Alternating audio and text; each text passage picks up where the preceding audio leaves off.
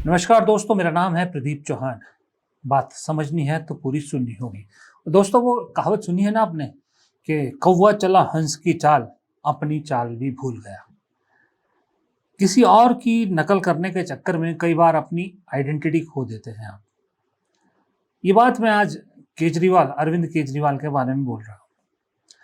हो सकता है उन्होंने जो बात कही वो हल्के फुल्के में कही हो, लेकिन एक जब आप राजनीति में इतने बड़े लेवल पे पहुंच जाते हैं, जब आपकी छवि बड़े नेता की हो जाती है, तो हर चीज तोली जाती है, हर चीज का वजन नापा जाता है। और उसी बात से आपका ये अंदाजा लगता है कि आप कितने हल्के नेता हैं या कितने भारी नेता हैं। आपको याद है कि कुछ समय पहले अमेरिका के राष्ट्रपति डोनाल्ड ट्रंप ने, जो मोदी जी के खास दोस्त भी हैं, उन्होंने एक बात कही थी कि जिस तरह से उन्होंने भारत और पाकिस्तान को सीज फायर करने पर मजबूर किया, जिस तरह से उन्होंने इजराइल ईरान का युद्ध रुकवाया, उन्हें नोबेल पीस प्राइज मिलना चाहिए, यानी नोबेल शांति पुरस्कार वो डिजर्व करते हैं। खुद इतने सबसे बड़े ताकतवर देश का सबसे बड़ा नेता, यानी इस दुनिया का सबसे बड़ा पावरफुल आदमी डिमांड कर रहा है कि मुझे नोबेल प्राइज मिलना चाहिए, नोबेल शांति पुरस्कार मिलना चाहिए। ये दिखाता है कि वो इंसान कितना लालची है और कितना जो सेल्फ अक्लेम्ड होता है ना, जो अपनी तारीफों से खुश होता है, अपने को मिलने वाले सम्मान से खुश होता है। लेकिन यहाँ एक चीज और मैं बोलना चाहूंगा, आपको यही चीज कहीं और नहीं दिखती? जो डोनाल्ड ट्रंप के अंदर जो लालसा है, ये लालसा कहीं और नहीं दिखती है आपको? आपको नहीं लग रहा आजकल सोशल मीडिया आप देख नहीं रहे? अगर लगता है, अगर देख रहे हैं तो आपको पता होगा, एक कैंपेन चलाया जा रहा है कि अब तक भारत के किन किन प्रधानमंत्रियों को कितने कितने विदेशों में अवार्ड मिले हैं, सम्मान मिले हैं, और उसमें मौजूदा प्रधानमंत्री का बहुत बड़ा आंकड़ा दिखाया जाता है, 21 या 22 का। भले ही वो सम्मान किसी भी देश से मिल रहा हो, कैसा भी सम्मान मिल रहा हो, लेकिन वो अचीवमेंट गिनी जाती है। प्रधानमंत्री नहीं, उसे देश की अचीवमेंट कहा जाता है, देश की अचीवमेंट कहा जाता है। तो उधर भी ये लालच कम नहीं है। ये जो अपने आप को इम्पोर्टेंस, अपने आप को सम्मानित होने की खुशी जो होती है ना, ये बहुत से लोगों में ये प्रॉब्लम होती है, उन्हें बहुत सुकून मिलता है इससे, मुझे नहीं मालूम क्यों मिलता है। खैर, वापस लौटते हैं। डोनाल्ड ट्रंप ने जब जिस तरह से नोबेल पीस प्राइज की बात की थी, तो हालांकि इजराइल के नेतन्याहू ने उनका नाम भी रेकमेंड कर दिया, उनके लिए रेकमेंड भी कर दिया, चिट्ठी लिख दी उसके लिए बाकायदा। अब वो क्या मजबूरी है वो भी आप जानते हैं। खैर, कुछ उसी तरह की बात अरविंद केजरीवाल ने की है। अरविंद केजरीवाल ने भी अपने लिए नोबेल पुरस्कार मांगा है। पंजाब में है, उनका कहना है कि जिस तरह से बीजेपी ने उन्हें तंग किया, जिस तरह से एलजी ने उन्हें काम नहीं करने दिया जब वो मुख्यमंत्री थे, उसके बावजूद उन्होंने दिल्ली में इतना काम किया कि उसके लिए वो भी डोनाल्ड ट्रंप की तरह नोबेल पुरस्कार डिजर्व करते हैं। सुनिए। जितने दिन हमारी सरकार रही हमें काम नहीं करने दिया, उसके बावजूद हमने काम किया। इस पे तो मुझे लगता है गवर्नेंस के ऊपर और एडमिनिस्ट्रेशन के अंदर तो मेरे को नोबेल प्राइज मिलना चाहिए कि एलजी के रहते हुए मैंने कितने सारे काम कर दिया दिल्ली के अंदर। इतनी मुश्किलों के अंदर आपको जान के ताज्जुब होगा, हमने मोहल्ला क्लिनिक बनाए दिल्ली में, 5 मोहल्ला क्लिनिक इनकी बीजेपी की नगर निगम ने बुलडोजर भेज के मोहल्ला क्लिनिक तोड़ दिए इन लोगों ने। क्या मिला इनको? सरकारी मोहल्ला क्लिनिक थे, दिल्ली सरकार के मोहल्ला क्लिनिक नगर निगम ने तोड़ दिए। जिस तरह से इन्होंने परेशान किया, ना काम करेंगे और ना काम करने देंगे। चलिए, मैं फिर कहता हूं कि ये यूं ही कह दिया केजरीवाल ने, कि इसके पीछे कोई सीरियस वो नहीं था, कहने के कह दिया। लेकिन मैंने फिर वही कहा ना कि केजरीवाल जिस तरह की बड़ी बड़ी बातें करते हैं, और केजरीवाल कब क्या कर जाएं, जिस तरह के अनप्रिडिक्टेबल वो हैं, कोई भरोसा नहीं कि वो कैंपेन चला दे कि उनका नाम जो है नोबेल के लिए मनोनीत किया जाए। लेकिन बात यह है कि वजन, इस बात से उन्हें तारीफ कम मिली, उनका मजाक ज्यादा उड़ाया जा रहा है।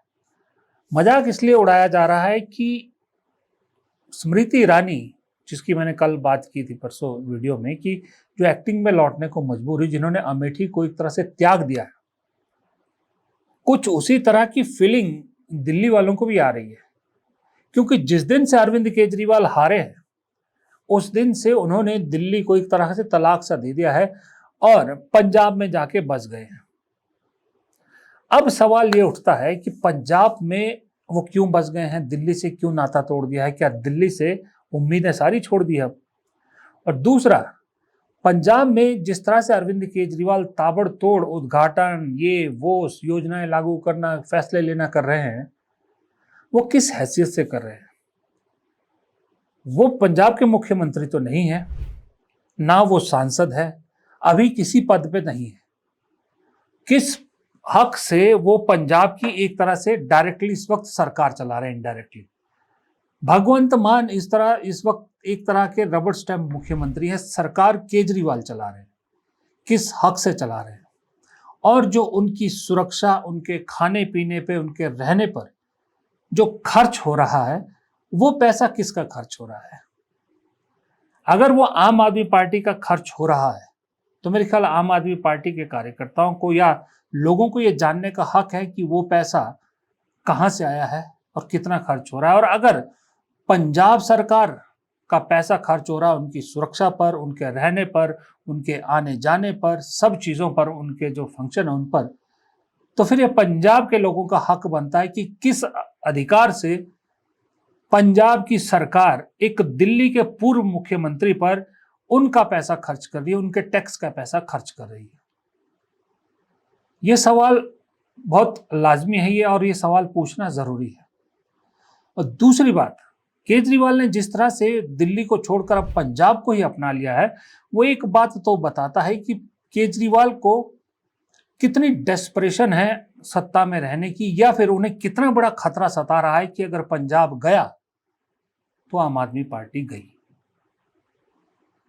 क्योंकि आम आदमी पार्टी के पास एक आखिरी उम्मीद है पंजाब। पंजाब में सत्ता रिपीट करना उनके लिए बेहद जरूरी है। इसके लिए उन्होंने, मैं यूं कह सकता हूं कि एक तरह से बीजेपी तक से समझौता कर लिया। मैं इसलिए कह रहा हूं कि इनडायरेक्ट समझौता बीजेपी से इसलिए किया है कि जिस बीजेपी ने दिल्ली से उनको उखाड़ के फेंका, उसी बीजेपी के कहने पर किसानों का आंदोलन अरविंद केजरीवाल के पंजाब जाते ही वहां की आम आदमी सरकार ने उखाड़ फेंक दिया। जो पंजाब किसानों का असली गढ़ है, वहीं किसानों के आंदोलन को दफन कर दिया गया।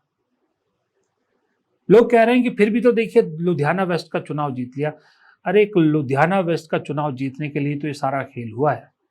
पंजाब का सबसे बड़ा इंडस्ट्रियल एरिया लुधियाना है, और लुधियाना का सबसे बड़ा व्यवसायी वर्ग, सबसे ज्यादा अगर किसी कॉन्स्टिट्यूंसी में है तो इसी लुधियाना वेस्ट में, जहां अभी उपचुनाव उन्होंने जीता है। व्यापारियों को खुश करने के लिए किसानों का आंदोलन रौंद दिया अरविंद केजरीवाल और आम आदमी पार्टी ने।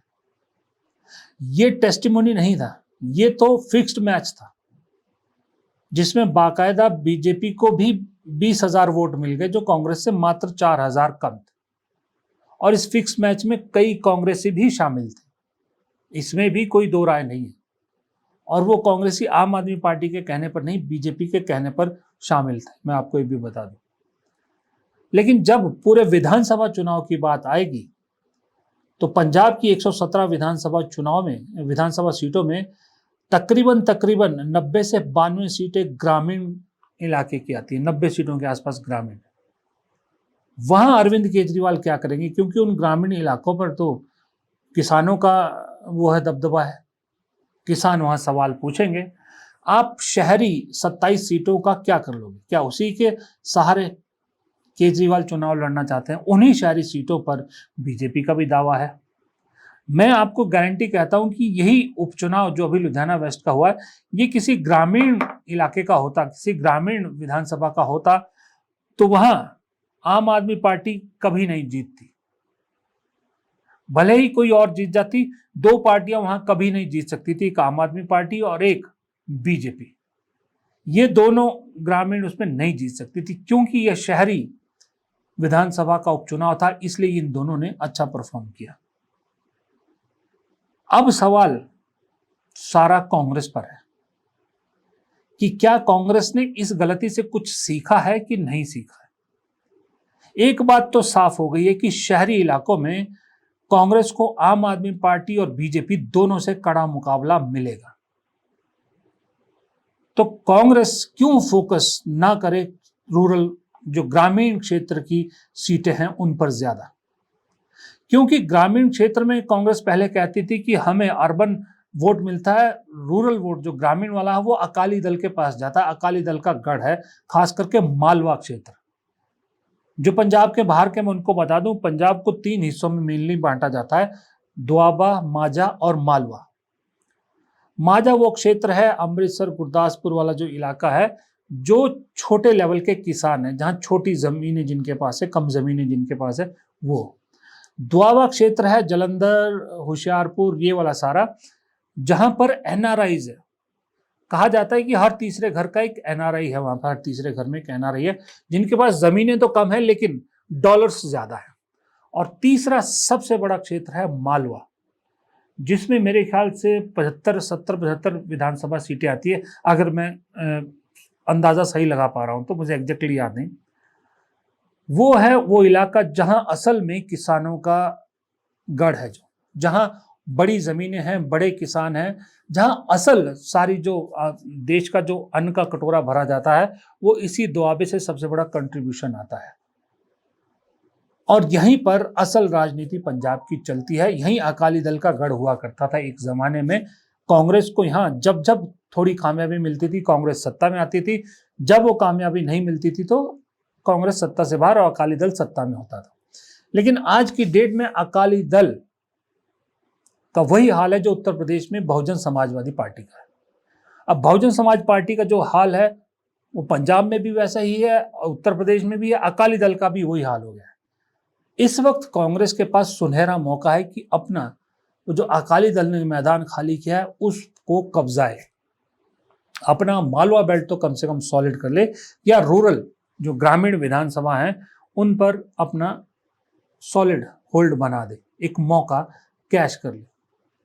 उसके लिए बड़ा जरूरी है कि कांग्रेस गुटबाजी से बाहर निकले, और गुटबाजी से बाहर निकलने के लिए जरूरी है कि हाईकमान अब चीजों को अपने हाथ में ले और कोई सॉलिड फैसला ले और किसी सॉलिड